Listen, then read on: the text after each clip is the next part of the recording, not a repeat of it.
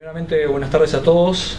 Bienvenidos a la primera conferencia del ciclo 2013 que organiza el módulo Jean Monnet de Estudios Europeos de esta universidad.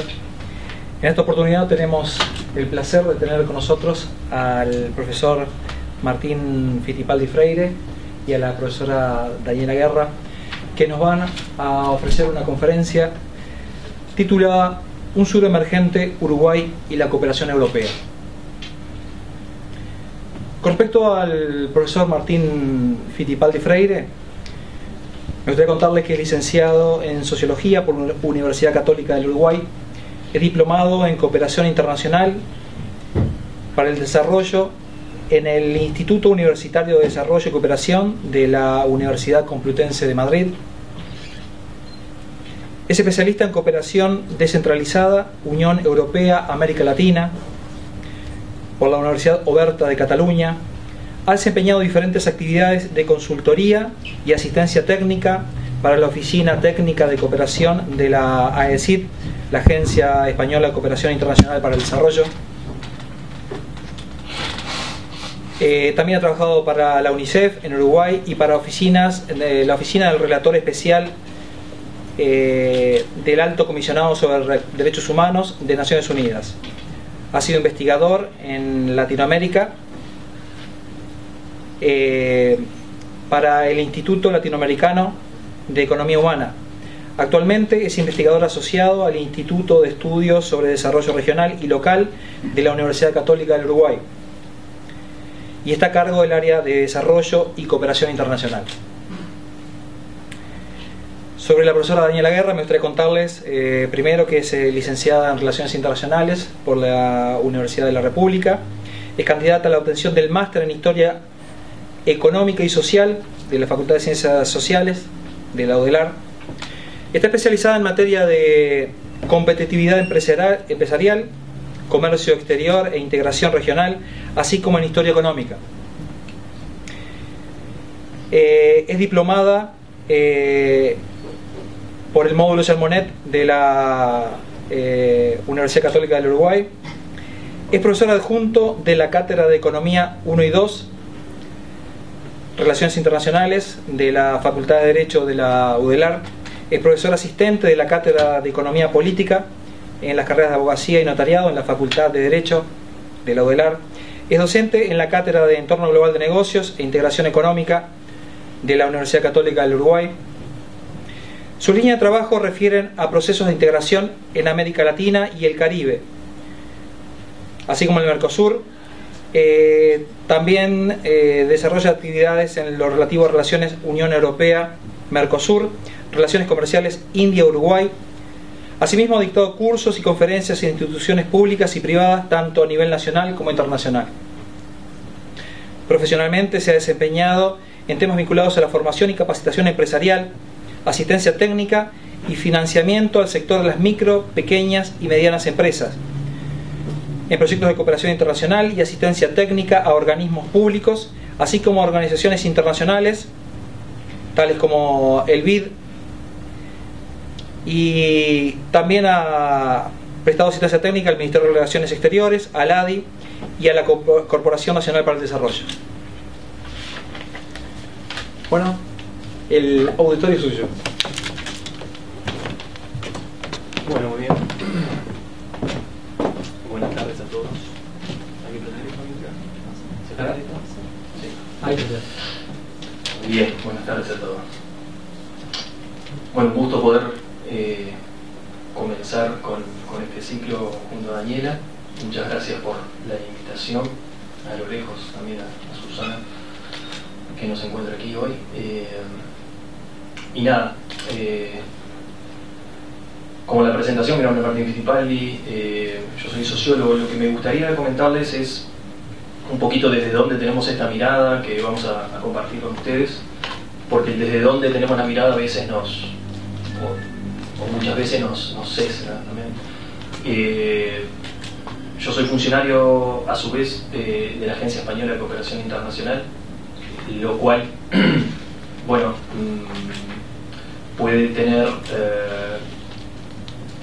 esta visión, unos tintes o unas opiniones sobre el proceso que vamos a contar muy particulares. La idea es que si ustedes conocen el proceso, que ahora se los voy a esquematizar, puedan plantear sus visiones y diferencias sobre ese tema, porque seguramente tengamos diferencias.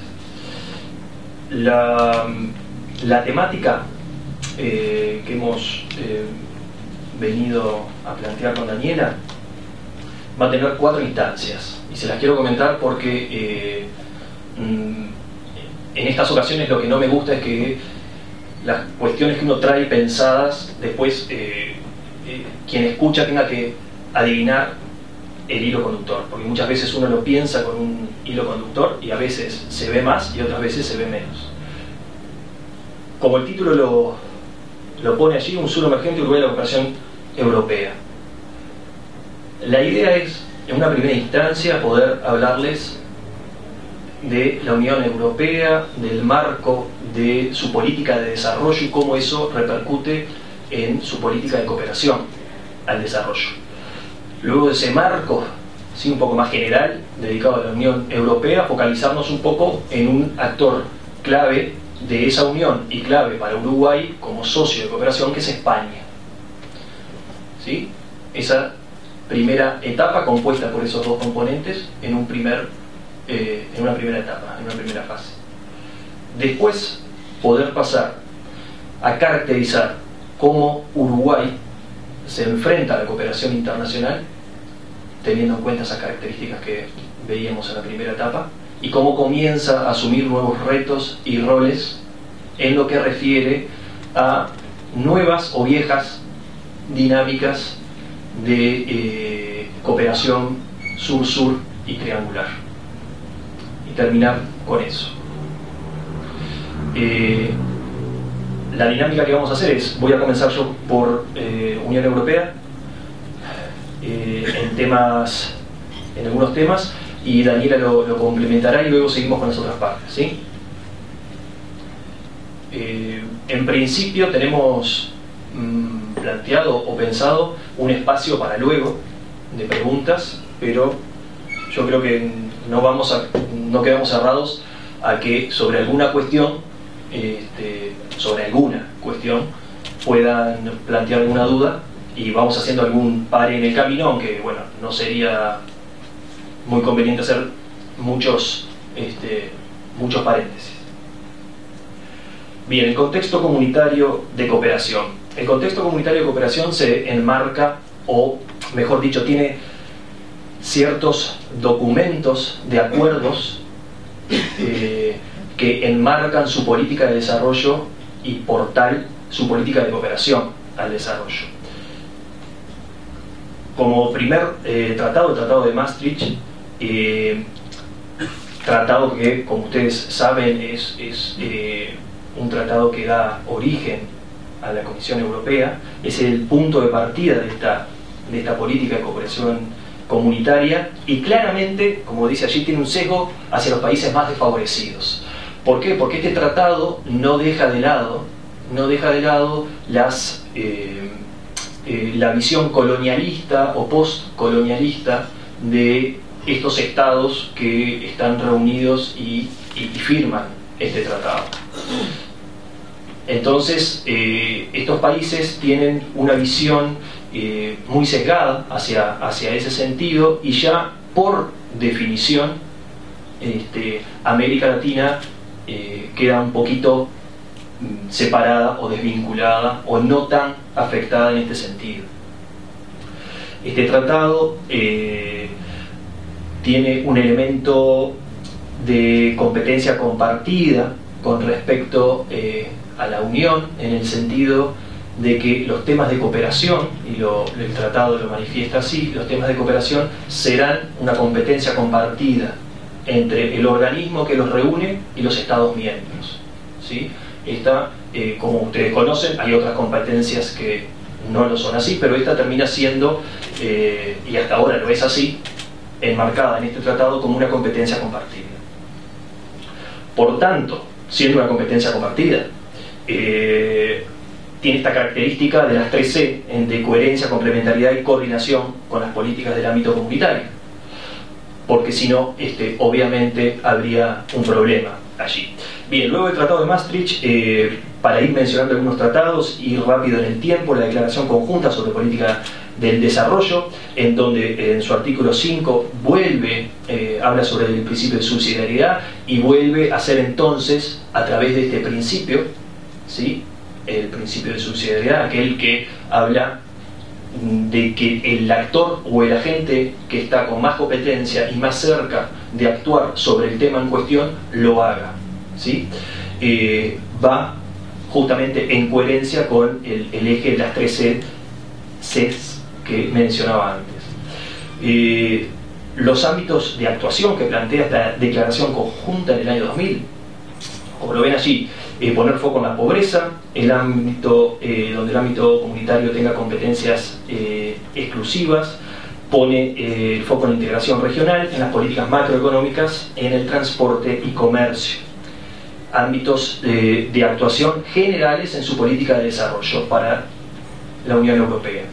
Luego el Consenso Europeo de Desarrollo del 2005, bueno, este consenso se alinea mucho a los tratados internacionales por los objetivos de desarrollo del milenio. Marca, como dice allí, los principios comunes de la Unión Europea y sus Estados miembros, esos principios que aplicarán sus respectivas políticas de desarrollo con un espíritu de complementariedad.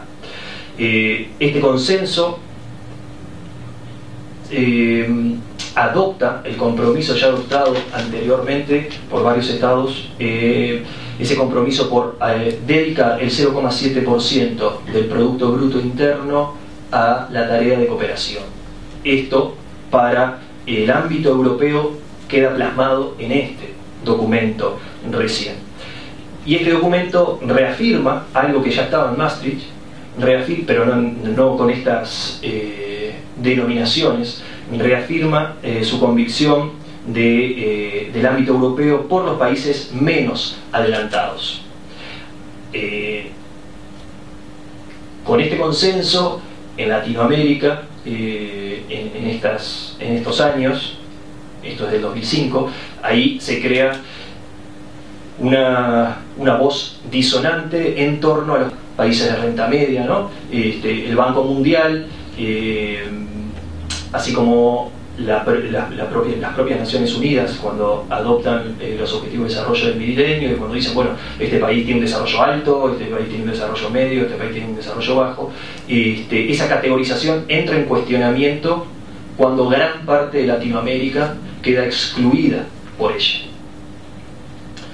Este consenso europeo, bueno, tiene una cláusula democrática que es muy importante en todos estos temas de cooperación internacional, porque, bueno, en esto sí hay una firmeza bastante rotunda en cuanto a no cooperar con aquellos estados que no tienen en sus principios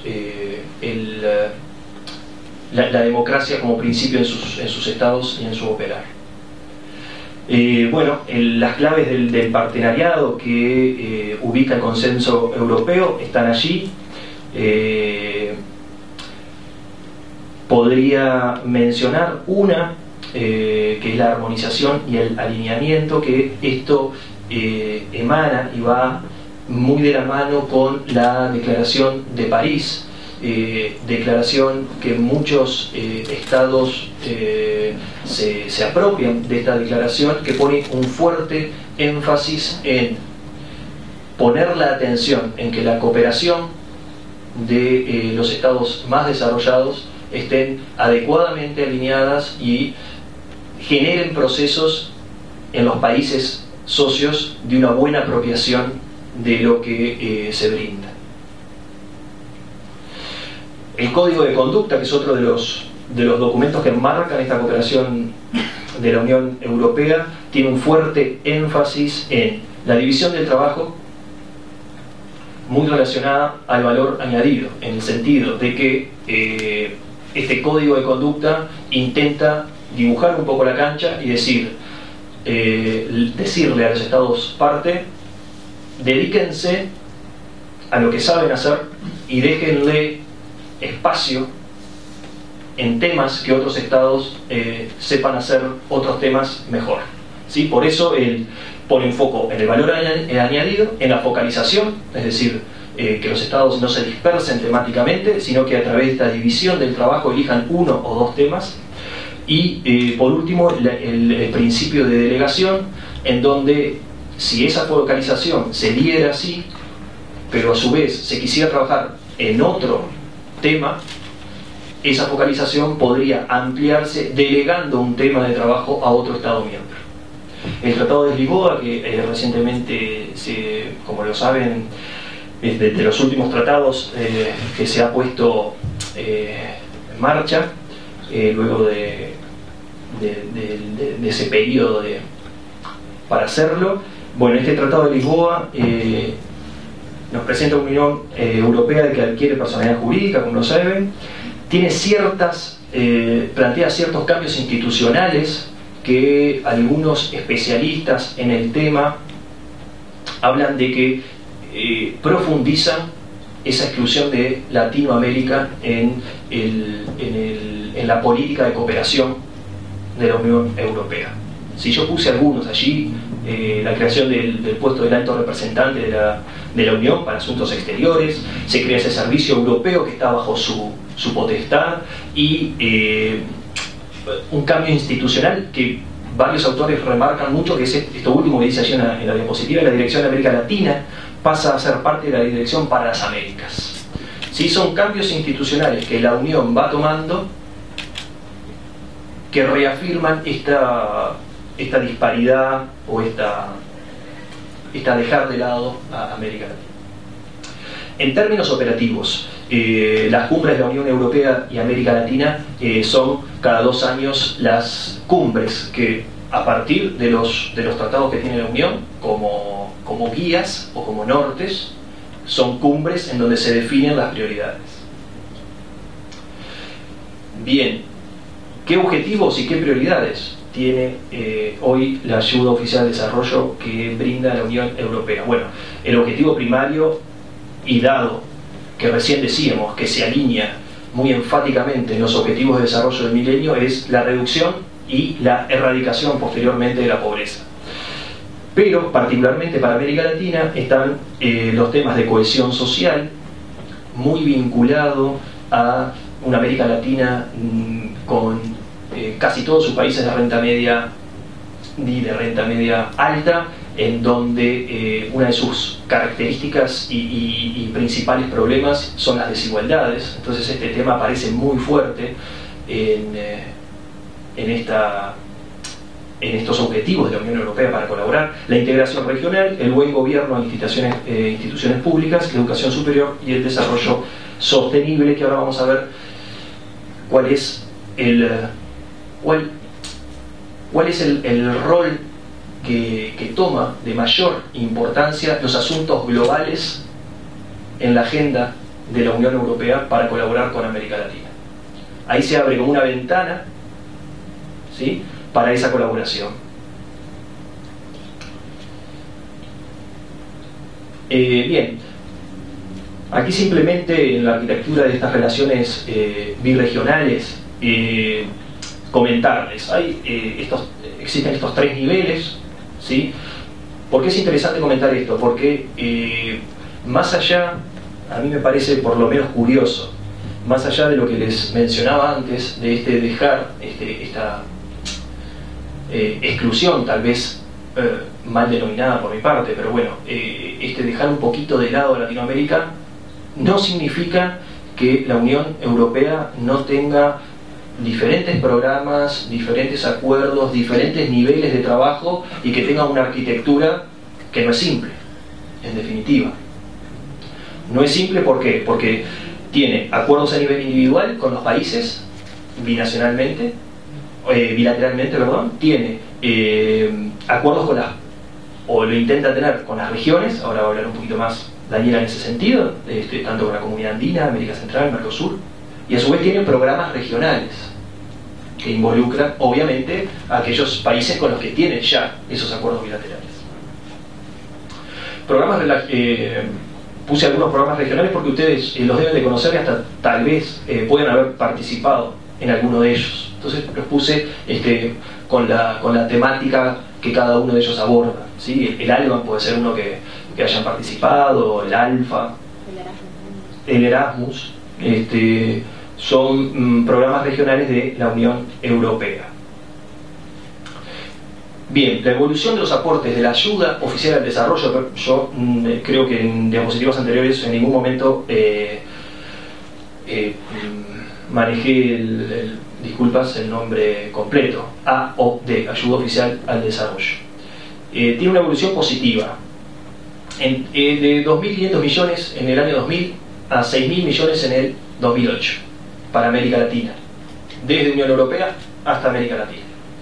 Es una evolución un poquito, digamos, engañosa. ¿En qué sentido o por qué dos motivos? Primero, porque, como ustedes saben, cuando España se incorpora al CAD y comienza o pasa de ser un Estado en donde recibía, hasta 1988, si no me acuerdo mal, sí, 88, sí, o me puedo estar equivocando, recibía cooperación, ahora brinda.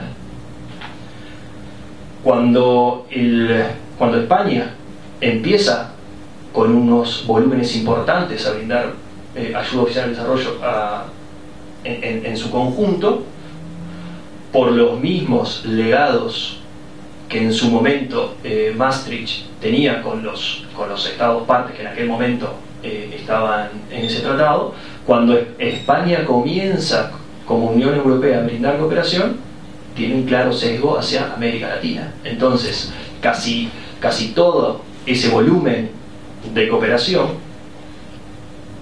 cuando entra este nuevo actor en escena, se vuelcan a Latinoamérica. Esto hace que el volumen crezca, ¿sí? Pero por ese sesgo de este nuevo actor.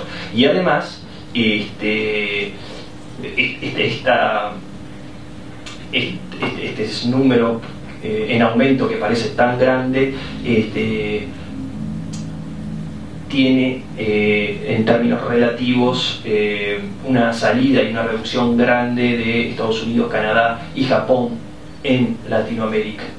¿Sí? Así que este incremento que parecería tan grande de la Unión Europea hacia Latinoamérica se ve como atenuado por estos dos elementos. Del 2008 en adelante, bien, hay, como ustedes saben, en Latinoamérica una salida gradual de varios donantes europeos. Estamos ante una América Latina que busca rumbos propios. Algunos autores lo denominan que es una zona del mundo que es víctima de su éxito, ligado a estas categorizaciones que hace el Banco Mundial sobre países de renta media alta y cómo esto no le juega tan a favor en algunos sentidos. Es una zona del mundo que a partir del 2008, a partir de mucho antes, pero a partir del 2008, a partir del 2005, tiene como un reempuje en los temas de sus posibilidades de cooperación sur-sur y triangular. Y entra en juego la participación del sector privado en todo el sistema de cooperación en gran medida. Bien, esta es una tabla que ven arriba los años, y en el 2010 en todas las celdas es porcentaje del PIB destinado a cooperación internacional para el desarrollo. Recuerdan lo que habíamos hablado, ese compromiso de la comunidad internacional por llegar al 0,7%, como ven en la última del 2010. Si vemos rápido así, hay 1 o 2 aquí. Esta gráfica, la gráfica más arriba es el conjunto de la Unión Europea en términos de AOD, ¿sí? Como ven, supera tanto a Estados Unidos, a Japón, como a los miembros que no son del DAC. Ahí tienen, país por país, ¿Quiénes han logrado a 2011? ¿Quiénes han logrado un desempeño menor a ese 0,7? ¿Y quiénes han logrado, no sé si se llega a ver, quiénes son los que sí lo han logrado? Luxemburgo, Suiza y Dinamarca, y por ahí nos quedamos. Por ejemplo, España, un nivel de 0,15%. Esta ayuda de Unión Europea y de sus Estados miembros en Uruguay está distribuida de esta manera según la propia delegación de la Comisión Europea aquí en Uruguay, ¿sí? Obviamente, como primer actor, la Unión en su conjunto, como actor en sí. Le sigue España, Italia, Francia y Portugal. Las áreas priorizadas, el fortalecimiento institucional siempre, tradicionalmente ha sido una de las áreas que ha tenido más peso, y bueno, la siguen educación y derechos humanos. Bueno, le vamos a pedir a Daniela que nos pueda complementar la mirada de Unión Europea para después seguir. Vamos a hacer el cambio de un poco artesanalmente.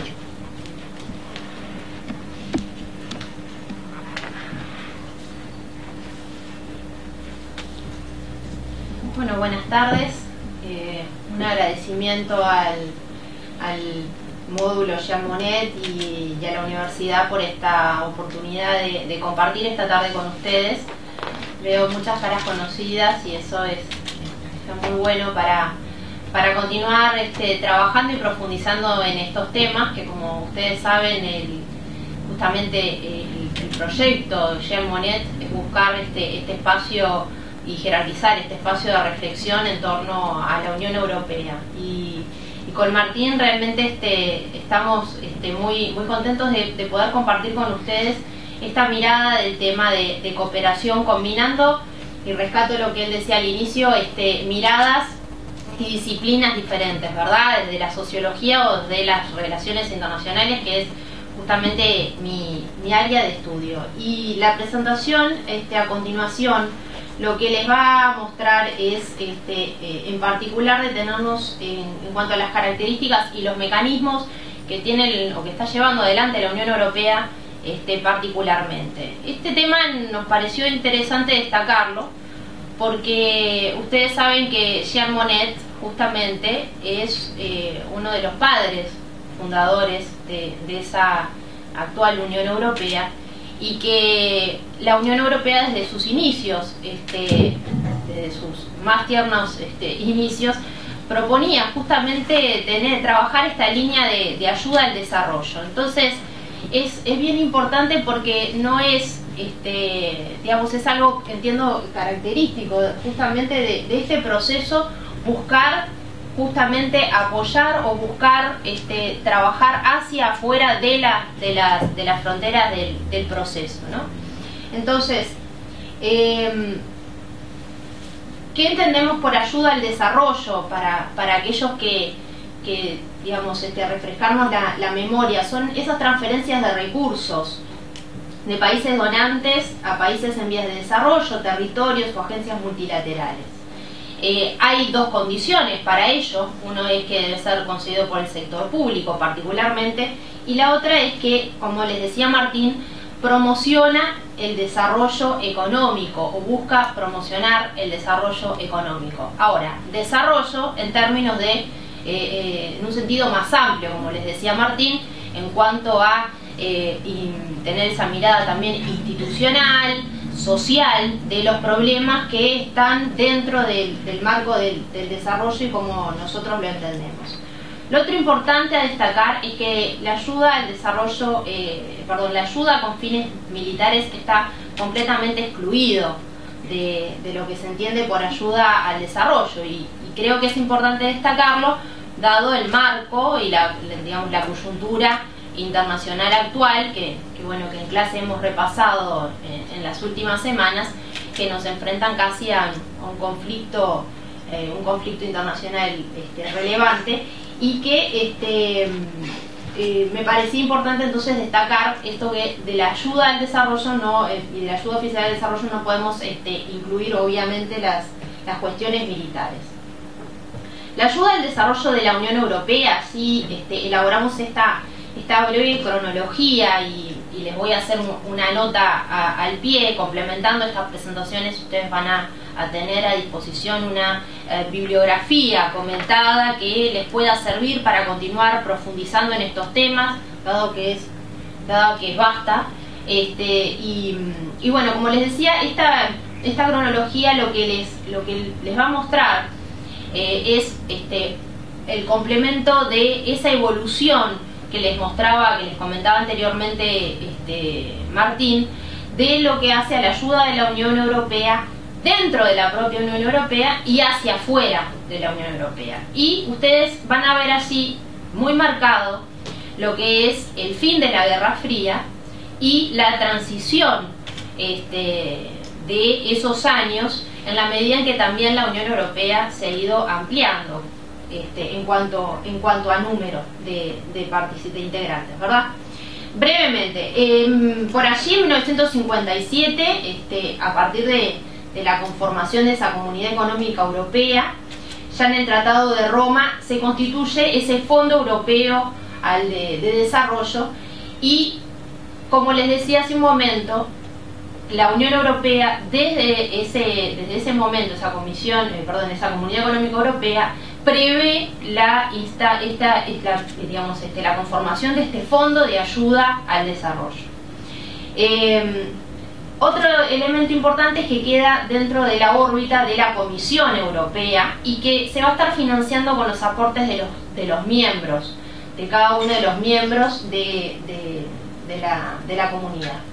A partir de 1967, y fíjense, un año significativo en el entendido de que ustedes saben que a partir de la década del 60 los países en la región de Asia y de África inician ese proceso de descolonización, y entonces es importante reafirmar que se firma esa primera convención con los países de África subsahariana y a su vez se empieza a instrumentar una ayuda que es fuertemente con un componente alimentario, ¿sí?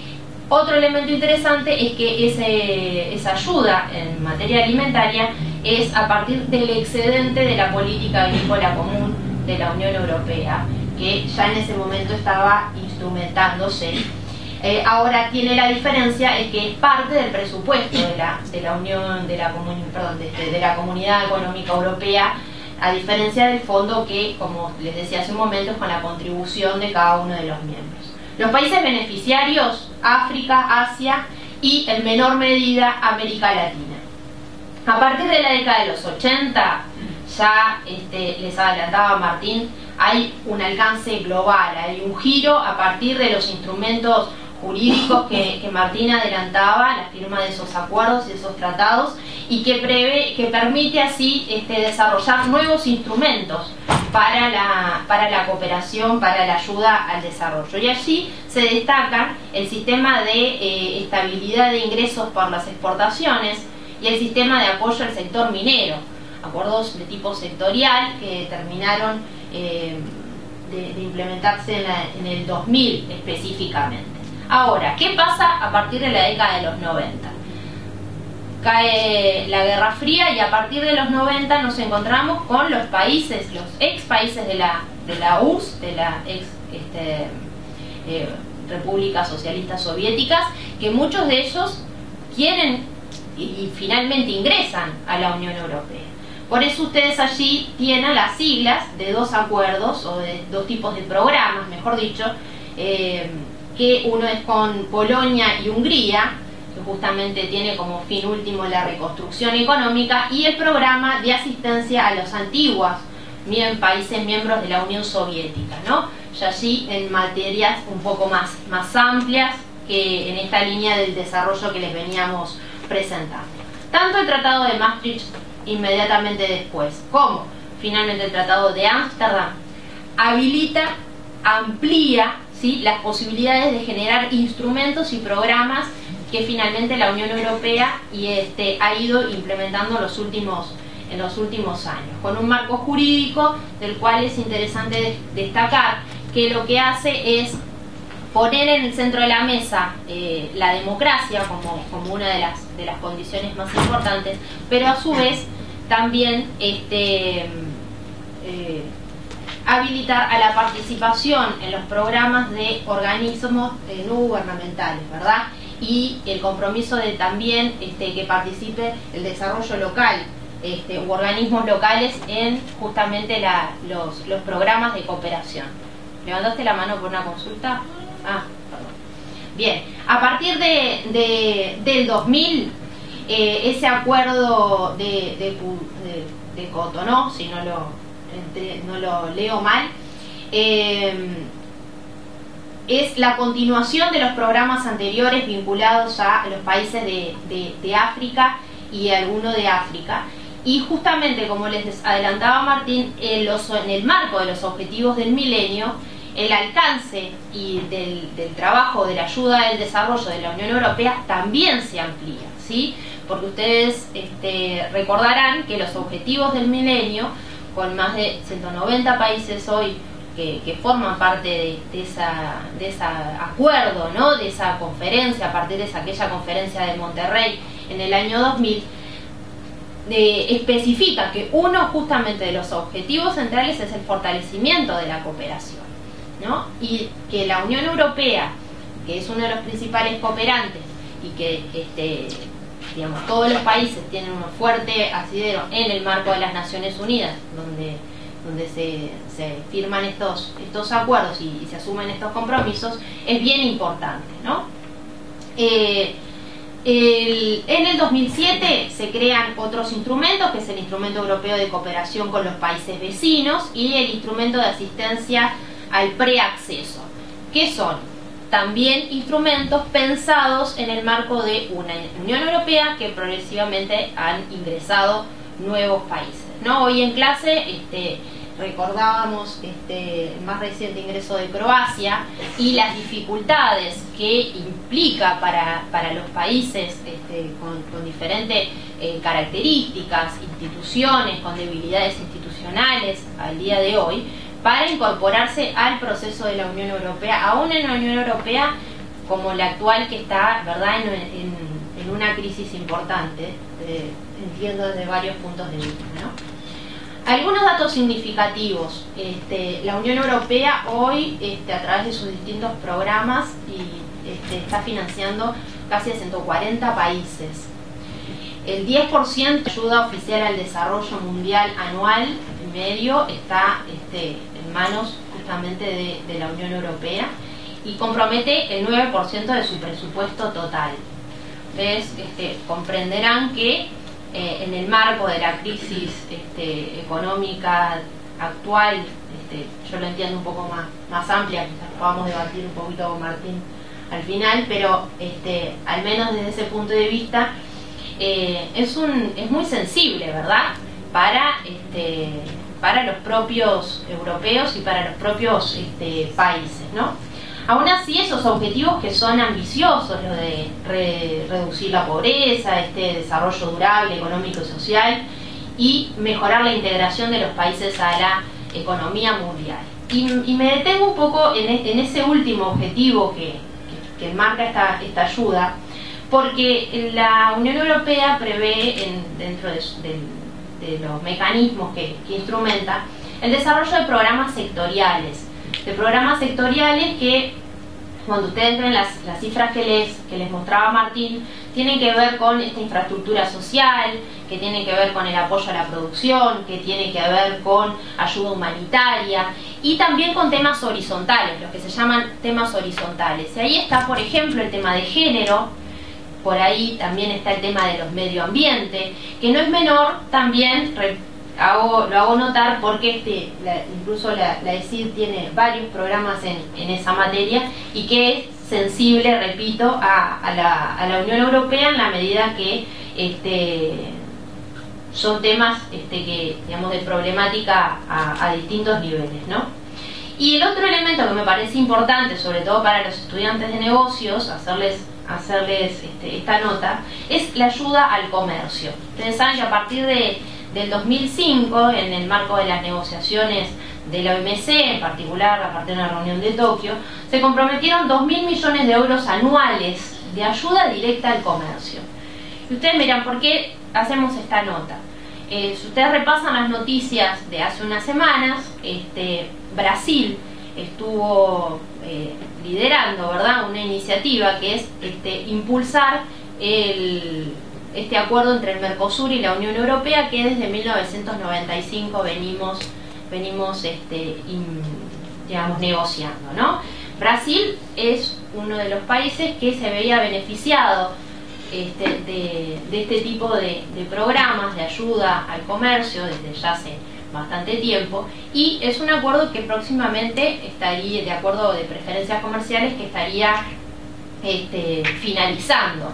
¿Por qué? Porque Brasil es uno de los países que cambió de categorización en esto que les decía Martín, de que América Latina y en particular algunos de nuestros países ha cambiado a ser eso conocidos como esos países emergentes, esos países que tienen un producto bruto significativo a nivel de crecimiento, pero que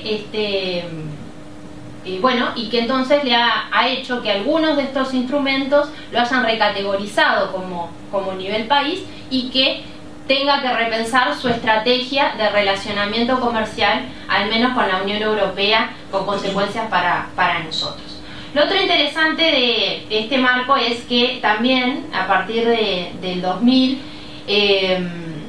se han establecido una serie de una especie de códigos de conducta en lo que tiene que ver de buscar favorecer el acercamiento del sector privado a estos proyectos, a este tipo de programas, y yo por ahí ponía condiciones, porque también le implica asumir condiciones a los países y a los propios beneficiarios de que los programas tengan determinados alcances o que abarquen determinadas temáticas, ¿no? Entonces, no queda solamente condicionado a la voluntad del donante, ni queda condicionado solamente al del beneficiario de los proyectos, y eso es importante.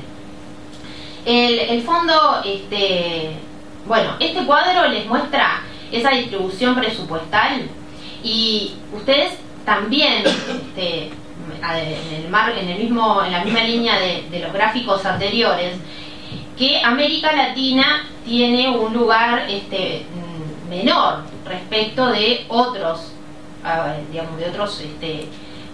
temas o de otras regiones específicamente, y esto tampoco es menor en la coyuntura actual, ¿no? Ustedes repasan las noticias y ante la crisis en Egipto, inmediatamente la Unión Europea está revisando justamente la ayuda que recibía ese país por temas de ayuda al desarrollo, un poco por las cuestiones de violentarse las democracias, pero además porque digamos está en un conflicto que todavía no está resuelto, ¿no?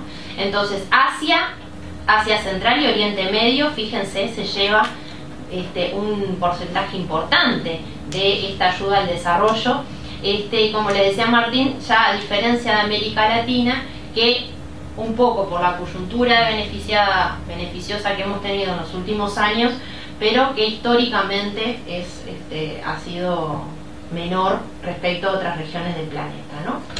Este Fondo Europeo de Desarrollo, y me detengo aquí un momento, es interesante porque va a ser renegociado a partir del 2013 y hasta el momento ha comprometido esfuerzo, fíjense en el gráfico, principalmente para los países de África, el Caribe y el Pacífico, ¿no?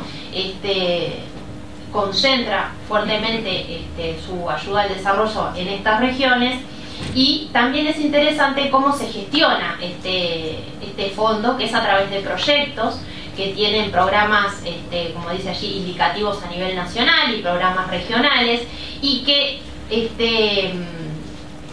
depende de la Comisión Europea, pero que también tiene mucho relacionamiento con los propios estados, con el sector público de los estados beneficiarios.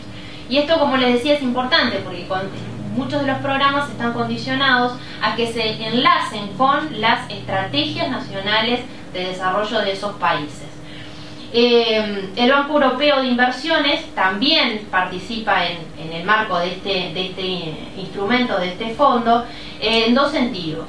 Por un lado, porque articula los mecanismos de gestión administrativa de los préstamos, y por otro lado, porque también en el mercado internacional de capitales, de inversiones, también está haciendo gestiones de los fondos. El EuropeAid, que dice allí, es el sistema de gestión de seguimiento de estos proyectos. Y ustedes saben que en el marco de la actual crisis, una de las cuestiones más significativas de esta crisis es la revisión institucional que tiene que está viviendo el proceso en sí mismo, ¿no? Entonces, estos mecanismos de seguimiento, es el sistema implementado más recientemente, ha pasado por distintas etapas, pero lo hago notar, sobre todo en este marco de crisis, ¿no? Y de la necesidad de generar instrumentos de gestión y de seguimiento de estos proyectos, porque en definitiva son los países de la Unión Europea los que están cooperando con los países hacia afuera, ¿verdad? Pero que también hay que hacer una rendición de cuentas muy estricta a la interna de la Unión Europea para poder darle sostenibilidad, ¿no? Me quedo por acá y hacia el final te retomo algún otro comentario. España es quien, de los pocos países, quien defiende, vamos a decir, y justifica y trae elementos para decir, bueno, América Latina es una región significativa por este motivo, frente a una Unión Europea en su conjunto que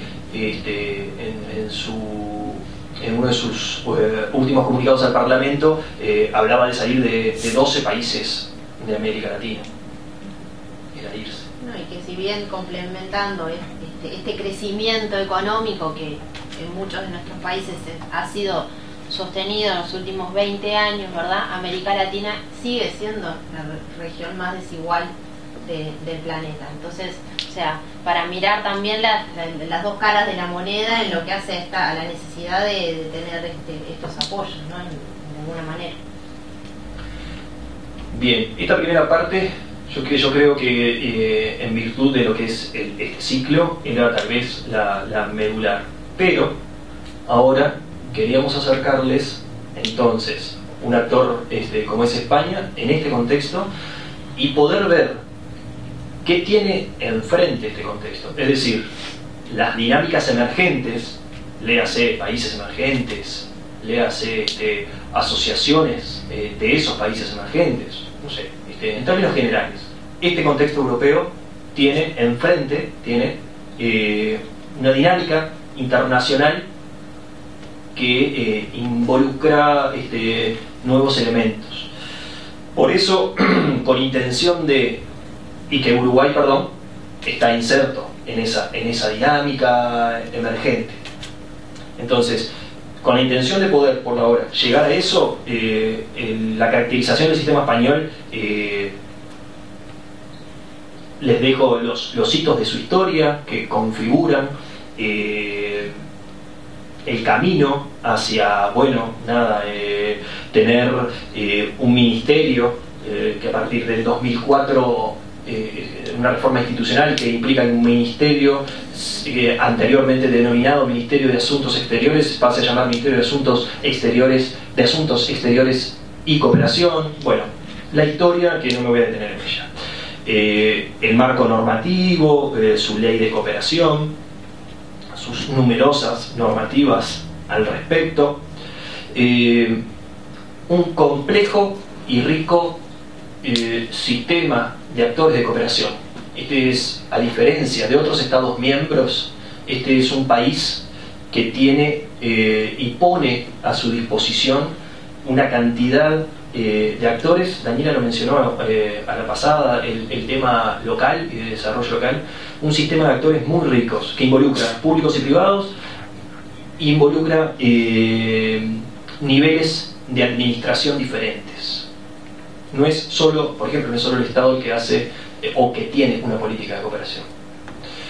La cooperación oficial descentralizada es parte medular y de transferencia de saberes específicos, por ejemplo, en el fortalecimiento de instituciones públicas. Cuando hablamos de programas de fortalecimiento de instituciones públicas, este es un agente que, como el agente principal en la transferencia de saberes a nivel de instituciones públicas locales.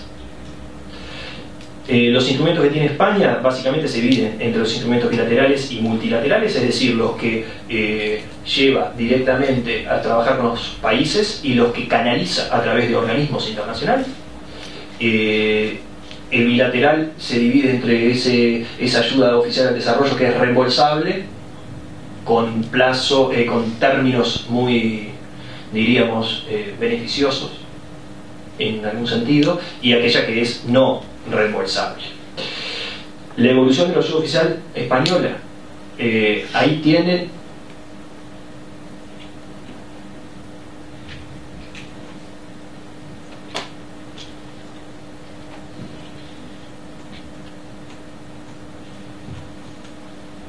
la evolución, un poco para ejemplificar lo que decíamos de cuando entró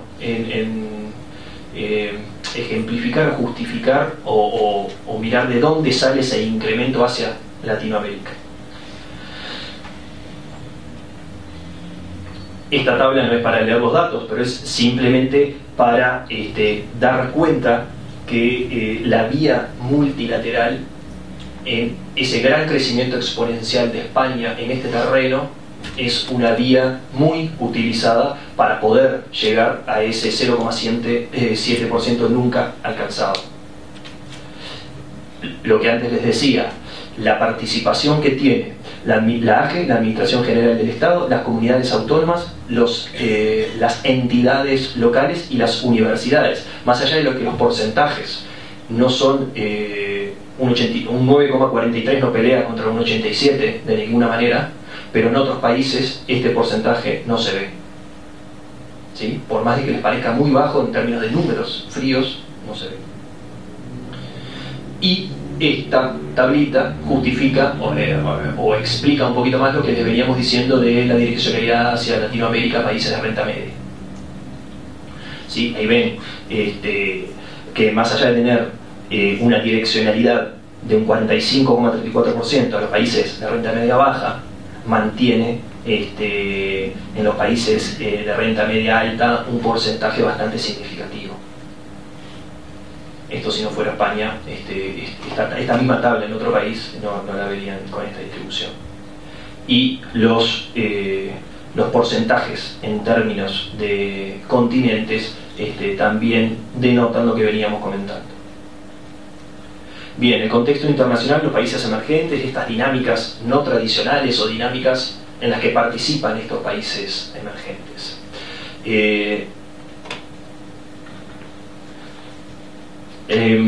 ¿Cómo están caracterizadas? Bueno, hay una heterogeneidad creciente del mundo en desarrollo, principalmente.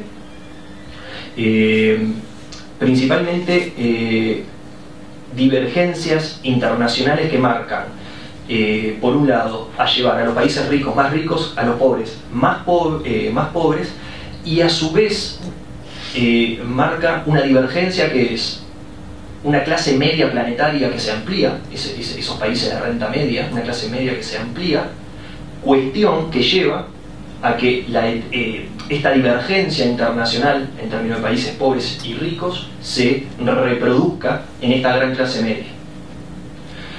Multipolaridad del sistema internacional, bueno, esto Daniela algo mencionó, el fin del bloque, presencia de nuevos centros de gravitación económico y político, y lo que les mencionaba antes, el mayor peso de los bienes públicos globales, un contexto internacional en donde estos bienes públicos globales, la estabilidad financiera, la capa de ozono como recurso natural, así como las cuencas, toman un valor añadido que sobrepasan si estoy colaborando con un país de renta media, un país de renta baja o un país poco desarrollado, ¿sí? El que se ponga con mayor relevancia sobre la mesa los bienes públicos globales es un elemento que rompe un poco con esta lógica de categorización. Y ahí, si me permitís, es importante destacar que en el marco de las negociaciones que ustedes quizás sepan sobre medio ambiente y en particular el cambio climático, la Unión Europea ha sido de las que ha estado dispuesta a negociar fuertemente y a comprometerse con la reducción, por ejemplo, de gases de efecto invernadero. O sea, la Unión Europea en ese sentido ha sido líder de traer estos temas horizontales, de ponerlos sobre la mesa y discutirlos y asumir compromisos a nivel internacional. Eso también hay que reconocerlo, a diferencia de otros procesos o de otros ejes de poder, ¿no? Sí, que eso hace que América Latina siga teniendo cierta presencia en esa política de la Unión Europea. Entonces, este mundo emergente, multipolar, claro, empieza a tener agrupamientos que toman presencia y fuerza. Estos agrupamientos ustedes los conocen, frente a otros centros de poder tradicionales.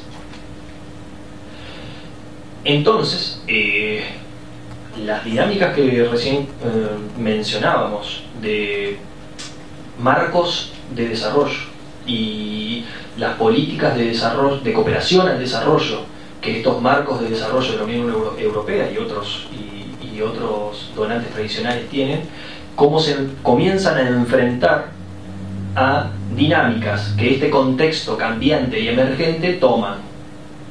Estas dinámicas, aquí dice marco conceptual de la cooperación sur-sur, estas dinámicas no son obviamente nuevas, ¿sí?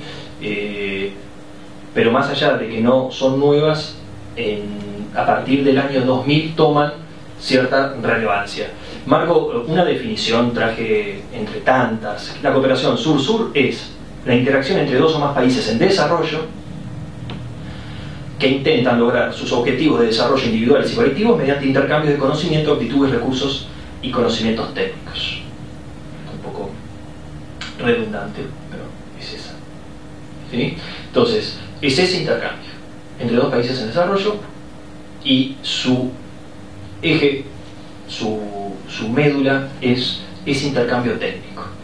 Más allá que después veremos, no sé si lo veremos, pero es una dinámica que luego, cuando empieza a tener más fuerza, empieza a tener un componente grande también, que es de desembolso financiero.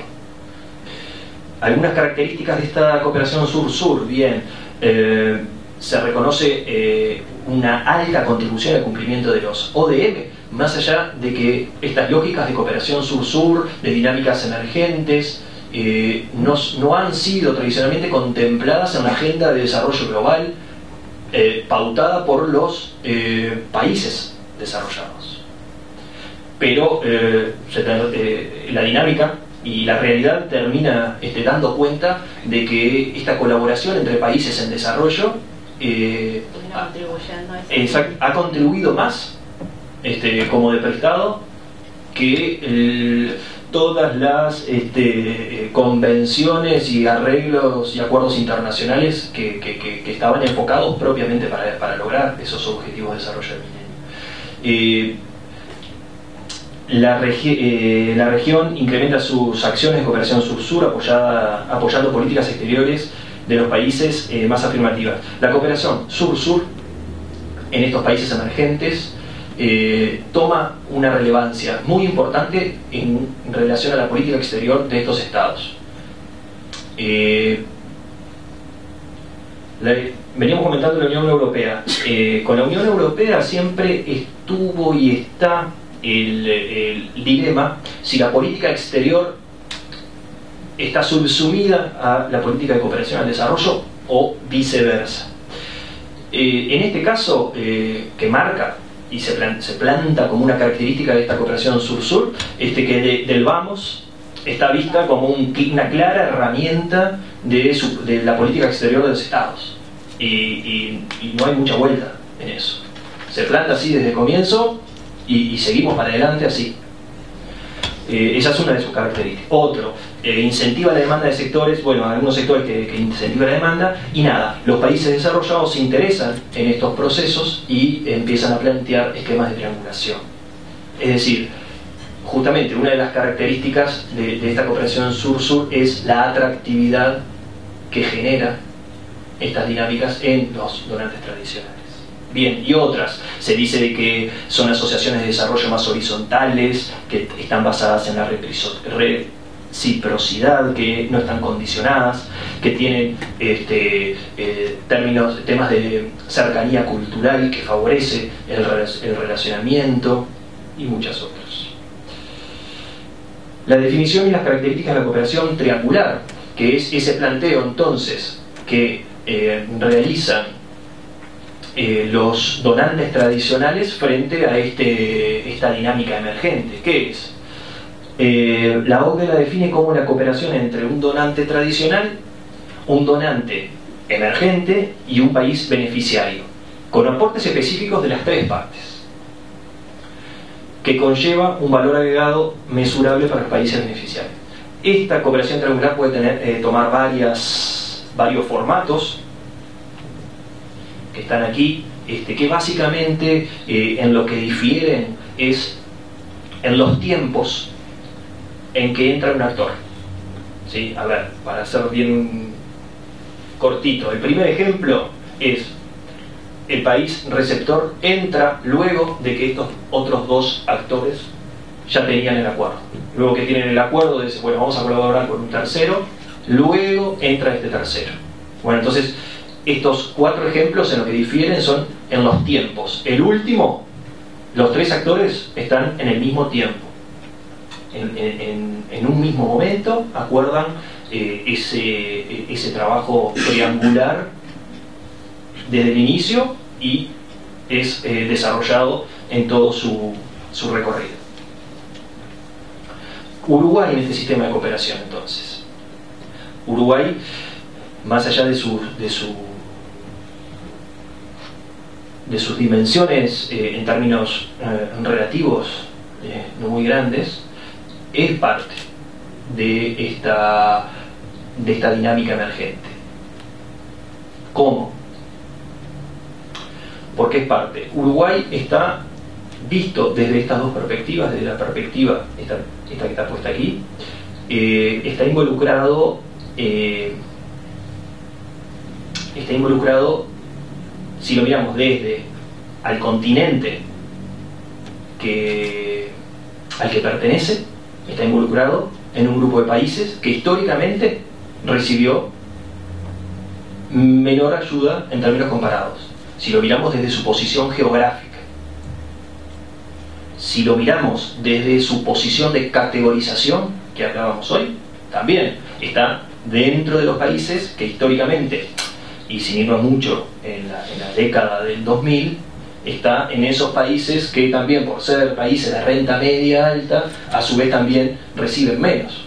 Por todos lados, Uruguay está inserto en grupos de categorizaciones geográficas o de estas de organismos internacionales que significan ese bajo volumen de recepción. ¿Cuál es el marco institucional que tiene actualmente Uruguay? Tiene la Agencia Uruguaya de Cooperación Internacional, está en la órbita de presidencia, pero es una organización que tiene un pie en presidencia, que la preside, otro pie en la Oficina de Planeamiento y Presupuesto y otro pie en el Ministerio de Relaciones Exteriores, recientemente creada por Ley de Presupuesto 2010. Es un país, Uruguay, que frente a estas características de contexto adopta un rol dual, por lo que desde el inicio, desde el vamos, la AUCI tiene por competencias tanto administrar, coordinar, ejecutar lo que recibe, como tiene la competencia también de diseñar, difundir las actividades relacionadas con el rol oferente. Esto lo tiene desde un inicio, pero nunca se pensó que este segundo cometido tomara tanta relevancia y en tan poco tiempo, por el contexto que recién veíamos, en una situación actual de la agencia uruguaya. El número de actividades sur-sur por año recibidas por Uruguay. Bueno, ahí nada, para demostrar la fuerte presencia que ha tenido siempre Brasil en este contexto, Venezuela y Argentina a través de los años. Estas bases de datos son elaboradas por la Secretaría General Iberoamericana, que anualmente dedica un informe a este tipo de cooperación. El número de actividades ofrecidas por Uruguay, bueno, también hay un fuerte sesgo hacia los países limítrofes. ¿Qué orientación tiene esta cooperación sur-sur en Uruguay? Bueno, se define, como decíamos, en su vínculo con su política de relacionamiento internacional y adopta este concepto de regionalismo abierto, que es el mismo concepto que adopta la política exterior del país. Sus principios orientadores, bueno, el de responsabilidad internacional, más allá de que está ligado muy fuertemente como herramienta de política exterior, es un principio que Uruguay asume y lo defiende en su política de cooperación sur-sur. Otro principio o elemento orientador es la proyección de trabajo que esta modalidad le brinda a Uruguay, y el reforzamiento de la identidad regional. Uruguay, a través de este tipo de cooperación, asume un reforzamiento o una identidad regional que antes no la tenía. Los esquemas de cooperación triangular, bien, lo podremos ver un poco más en detalle. Pueden surgir los esquemas, por lo menos lo que ha sido en Uruguay, surgen de diferentes instancias, pero lo dejaríamos. Bueno, muy bien, yo me quedaría por acá. Daniela, porque si no... Me parecía importante por también el enfoque que en nuestros cursos planteamos, ¿verdad?, con Amilcar y con el resto del equipo docente, en cuanto a que el desarrollo, y el desarrollo en particular sostenible, obviamente, necesariamente tiene, por un lado, a los acuerdos comerciales que nosotros profundizamos en detalle, pero también tiene esta pata de la ayuda al desarrollo, ¿no? Como parte de esas acciones importantes, y que ambas están contribuyendo justamente al desarrollo de las economías. Otro elemento que me parece importante destacar y no perder de vista es la importancia de las cuestiones institucionales, ¿no? Ahora con Martín miraban un poco más, veíamos en detalle lo que es la relación que puede ser bilateral entre países o entre países y determinados organismos, y también la contribución que pueden hacer los propios procesos a la ayuda al desarrollo, ¿no? Eso es importante porque a veces uno cae en un reduccionismo o en perder de vista la importancia de las instituciones, y me refiero a la mirada de Douglas North o de algunos teóricos que valoran esta cuestión de las instituciones, y cuando repasamos la crisis de la Unión Europea y la importancia que hoy también se le da al cuestionamiento de cómo la Unión Europea a nivel institucional está funcionando, me parece que es importante que nosotros y ustedes que se dedican a estos temas no lo perdamos de vista. Otro elemento es la importancia que le podemos dar a la cercanía o a la distancia de las cuestiones culturales, ¿no? Y creo que en el caso de América Latina y la Unión Europea es algo bien interesante para continuar profundizando, sobre todo cuando lo comparamos por ahí con el relacionamiento con Asia y con Asia Pacífico, que pueda tener también América Latina en un futuro más próximo, ¿no? Para no irme mucho en el tiempo, 2 puntos más. Uno, en también mirar los procesos de integración no son solamente cuestiones comerciales, sino que la cooperación, como veíamos ahora en los últimos gráficos de Martín, los vecinos del Mercosur y el significado que tiene el Mercosur en un Mercosur político, en un Mercosur productivo, está presente y repensando instrumentos para apoyar esa línea de trabajo también, ¿no? Y por último, comentarles que este año, si no me equivoco, son 25 años de la ESID en el Uruguay y de la relación que tiene Uruguay particularmente con la Agencia de Cooperación. Me parece importante también destacarlo en esa línea de colaboración y cómo también hemos aprendido uno de los otros para que Uruguay también hoy se posicione de alguna manera como donante, ¿verdad? O como apoyo a la ayuda al desarrollo en América Latina o en otras regiones en un futuro, ¿no? Pero bueno, les abrimos un espacio de preguntas, si les parece, pueden ser conceptuales las preguntas también, las dudas que nos quieran plantear. Tienen la palabra. No sean tímidos. Creo que como chicos de distintos grados, quizás algunos conceptos que manejamos puedan haber sido más claros para unos que para otros. Tú hablabas o hacías referencia de la postura diferente que presenta España ante el resto de los países de la Unión Europea frente a esa defensa que hace la cooperación en países de desarrollo medio.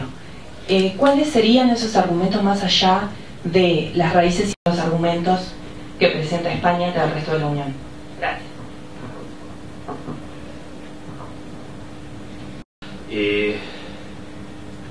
Los argumentos, se me van viniendo algunos a la cabeza, no te quiero hacer una lista exhaustiva. De los primeros argumentos es casi que le toca a la propia España, que es, vos decías argumentos frente a la Unión Europea. El argumento español es que el vínculo y la tradición que une a los dos países, eso justifica la continuidad. Pero eso es casi que un argumento para la propia España, porque no es un argumento que justifique que la Unión Europea continúe. Un argumento, sí, hacia la Unión Europea es, bueno, la situación frágil de algunos países que están categorizados actualmente en un escalón de país de renta media, un escalón en un escalón de país de renta media, ¿sí? Esos países son muchos, son muy diferentes entre sí y hay situaciones de gran debilidad e inestabilidad que justifican que el acompañamiento continúe. Está la hipótesis de que el dejarlos caminar inmediatamente luego de que supuestamente vemos una mejoría y cambio de categorización, eso los lleve a un firme retroceso. El otro argumento frente a la Unión Europea es los temas de valor añadido y los temas de eficacia de la ayuda. El de valor añadido enfocado básicamente a este socio que tiene otras capacidades actualmente, puede colaborar en una asociación estratégica, ¿sí?, aportando también valores añadidos que puedan ser y tener mayor cercanía cultural, mejor entendimiento de los contextos a los que se llega, una mejor adaptabilidad al medio, y eso que pueda entonces repercutir en la eficacia de la ayuda, ¿no? Esa mejor adaptabilidad y entendimiento del medio que se desenvuelve pueda colaborar en ese sentido. Yo te los mencionaría como los principales argumentos que España puede esgrimir frente a la Unión Europea. Y hay uno que tal vez no está conceptualizado en el ámbito más formal, académico, y es más conjuntural, que es el tema involucra otro tema, es el tema del crecimiento económico de América Latina, es el tema de la inversión directa, de la inversión extranjera directa, es el tema de la posibilidad de encontrar o varios socios que reactiven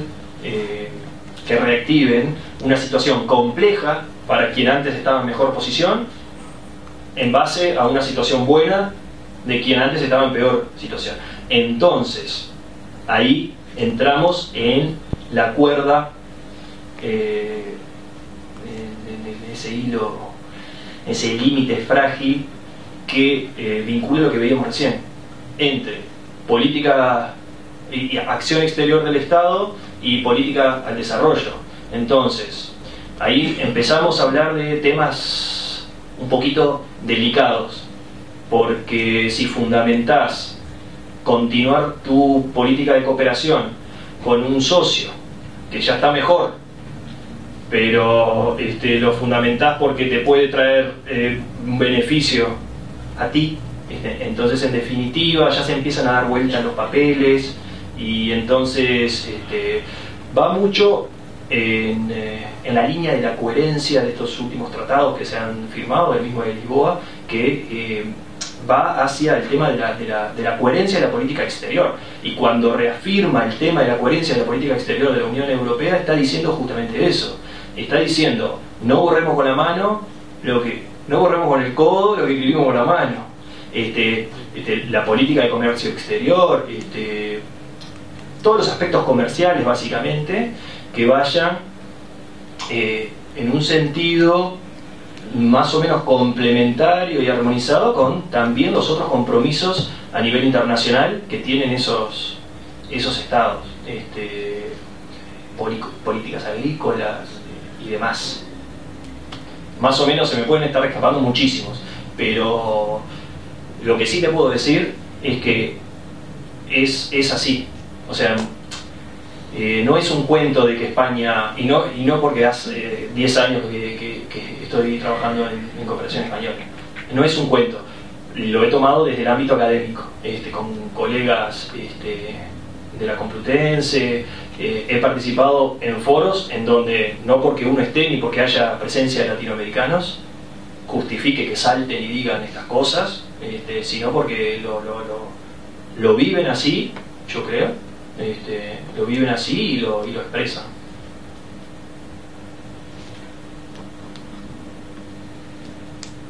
¿No más preguntas?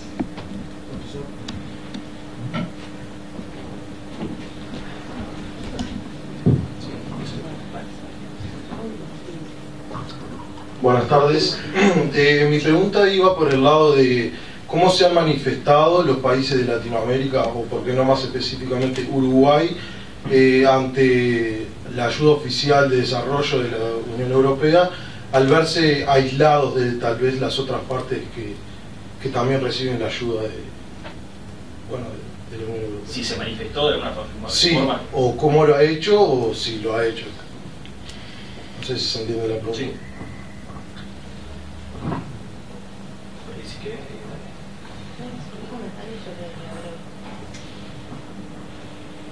No lo ha hecho, a mi criterio no lo ha hecho en gran medida. No lo ha hecho en gran medida. ¿El por qué? Y bueno, el por qué es porque, bueno, yo lo relaciono a esto, básicamente. No lo ha hecho porque, si hablamos de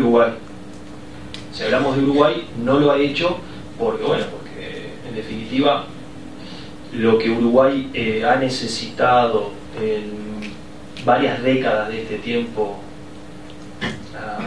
3 o 4 décadas para atrás, no lo ha necesitado en gran medida para llevar o lograr cosas que ha querido en términos de presupuesto, ¿no? Porque ese es el peso, es el peso que es. Entonces, bueno, sentirse excluido no le ha influido mucho en ese sentido, sentirse excluido. Sí puede, y lo han expresado otros países, en donde la ayuda oficial al desarrollo pesa bastante más que lo que pesa en términos de Producto Bruto Interno. Y sí, y ellos sí lo han hecho en las propias cumbres. Si estamos hablando de Unión Europea América Latina, lo han hecho. Lo hacen en las cumbres de Naciones Unidas, y principalmente lo han hecho en la última cumbre de Busan. Ahí hay una clara expresión y manifestación y actitud de defensa de aquellos países que están pasando por esa situación, en reconocer que no es llegar a un estadio de clasificación, porque no es ni de desarrollo, y ya está listo. Los propios países, la propia CEPAL ha argumentado justamente en contra de estas clasificaciones que ponen en peligro muchos procesos de estos países emergentes o que actualmente les va bien. Entonces, para redondear la respuesta, Uruguay yo creo que no lo ha hecho por este motivo, y otros países sí lo han hecho y lo hacen, y la propia declaración de Busan y a su vez el espacio que se le ha dado a estos países en la última declaración de Busan, así lo dan cuenta. Complementando lo que decía Martín, América Latina en general ha tenido también una fuerte relación con otros organismos de financiamiento y de apoyo, que digamos hace que los préstamos o donaciones no tengan una única fuente, ¿verdad? Entonces, en particular con los organismos multilaterales de crédito, creo que ha sido así. Lo otro que me parece que es importante, que algunos países de América Latina lo han hecho, lo han explicitado, ¿no? Como el énfasis en los 90 quizás, pero ha tenido una fuerte presencia, y en ese sentido también hay que reconocerlo, que bueno, es otro instrumento, ¿no? Son otros mecanismos que también están generando empleo, que también están generando intercambio de tecnología, de asistencia técnica de alguna manera, de intercambio de conocimiento y de aprendizajes de otra forma, ¿no? Entonces me parecía que eso es importante. Y lo otro es que a veces, que lo que no hay que perder de vista es que en este marco también se están dando en paralelo otras negociaciones y otros espacios en los cuales se están enfrentando los países, y también hay que, digamos, ponderar cuáles son los lugares y los momentos para hacer determinadas presiones, ¿no? Uruguay y muchos de los países de América Latina ha estado fuertemente, por ejemplo, en el marco de la OMC y en el marco del ex-GATT, enfrentados, si se quiere, con la Unión Europea por los subsidios agrícolas, se me ocurre, y que bueno, ahí claramente se ha marcado posición y se ha buscado unir esfuerzos para, ¿verdad?, tomar para que se logren resultados positivos para nuestros países, ¿no? Entonces, a veces que no hay que perder de vista como también otros marcos en los cuales también se están dando digamos, relaciones, negociaciones, etcétera, ¿no? Y otro motivo de Yapa, no muy académico, es que Uruguay nunca gritó y se quejó, porque tampoco históricamente nunca tuvo mucha presencia en estos ámbitos de expresión a nivel global. Si te fijas, las presencias institucionales, o sea, personales, institucionales, en cumbres de la eficacia de la ayuda, principalmente, Uruguay ha faltado con aviso. Recién en estas últimas ha tomado un poco de impulso y se ha como un poco metido en esta lógica de esto viene por acá, se ha interiorizado un poco más y ha empezado a poner de sí, a plantear un posicionamiento, a dar opinión, pero la no presencia ha sido característica.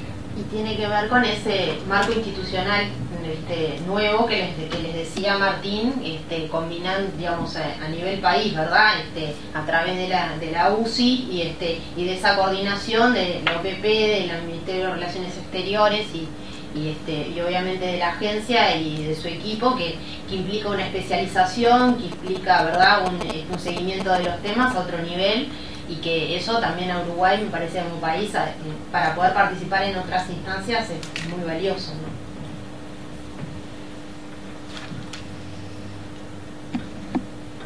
Bueno, si hay otra pregunta, me gustaría hacerle una pregunta a los dos conferencistas. Ya para ir redondeando y terminar, que estamos ya casi sobre la hora. Por lo que ustedes nos comentaron, Uruguay siempre ha sido receptor de cooperación en un esquema tradicional, un donante que le daba a un país en vía de desarrollo. Hace muy poco tiempo, específicamente la Unión Europea declaró a Uruguay un país de renta media y por ese motivo no elegible para cooperación desde el punto de vista tradicional. También ustedes nos mostraron que están generando nuevos modelos de cooperación, como es la cooperación sur-sur y la cooperación triangular. Una pregunta para los dos, me interesaría mucho la opinión de los dos. ¿Cómo visualizan en el futuro la participación de Uruguay en alguno de estos tipos de esquemas, sea de cooperación tradicional como receptor o integrante de un esquema cooperación sur-sur o cooperación tradicional en asociación con un país desarrollado?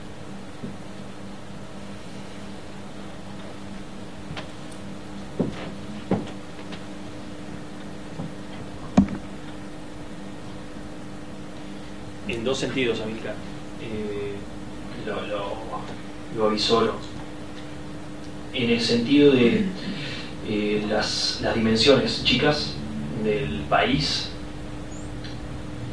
le brindan ciertas limitaciones, pero las capacidades del país también le brindan ciertas potencialidades. Entonces, en ese sentido, una de las características así de futuro, además expresada también tanto por el director ejecutivo de la agencia, que ahí hay una fortaleza institucional de Uruguay, que es que un director ejecutivo de una institución recientemente creada es dejado en su cargo más de un periodo, más allá de que ustedes me digan de que es el mismo partido político y todo lo que quieran,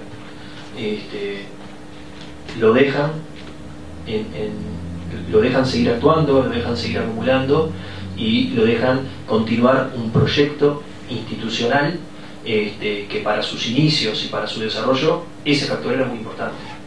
Entonces, esas capacidades las avisoro como un Uruguay que juega como justamente como jugador global en ciertas temáticas. Uruguay en ciertos ámbitos sectoriales, desde la perspectiva esta que les venía mencionando del valor añadido, tiene varias aristas por donde progresar para convertirse en ese global player, en asociación o con estados que antes le brindaban a Uruguay esa cooperación tradicional, o a organismos multilaterales. ¿Sí? Entonces, no sé si se entiende esto, pero es poder que Uruguay aporte determinada especificidad en el ámbito del saber de la salud y que vaya con la OMC para adelante en ciertos programas de cooperación. Por ese sentido, lo avisoro con ese rol a Uruguay. por otro sentido también lo avisoro con un rol de el bueno de la película. Con esto de que donantes tradicionales empiezan a ver en estas dinámicas emergentes, empiezan a ver potencialidades, empiezan a ver estados que a la gran mayoría del ámbito académico de cooperación no le gusta la definición, estados pivot, empiezan a ver esa potencialidad. Uruguay tiene otra característica, que es esa de bueno de la película, es decir, quien vaya con Uruguay en nuevas dinámicas de cooperación, ese multilateral o ese donante tradicional, o sea, la dinámica que sea, que incluya a Uruguay en este concepto de bueno de la película, si va primero Uruguay y golpea la puerta, nunca o muy pocas veces se va a ver un interés oculto detrás de un Estado como el uruguayo en términos de intenciones, más allá de que las pueda tener. Pero el rol que puede llegar a jugar es en asociaciones X, que Uruguay a esa asociación le brinde ese paño frío de decir acá, y esa mejor entrada en algunos ámbitos que no son como muy fáciles de entrar para organismos, para instituciones financieras, entonces con ese otro rol de bueno de la película lo veo también, lo veo aportando a determinadas asociaciones con ese rol. Una vez más quiero agradecer a nuestros distinguidos conferencistas por la excelente charla que nos han brindado en el día de hoy. Y bueno, me gustaría que me acompañaran con un fuerte aplauso para...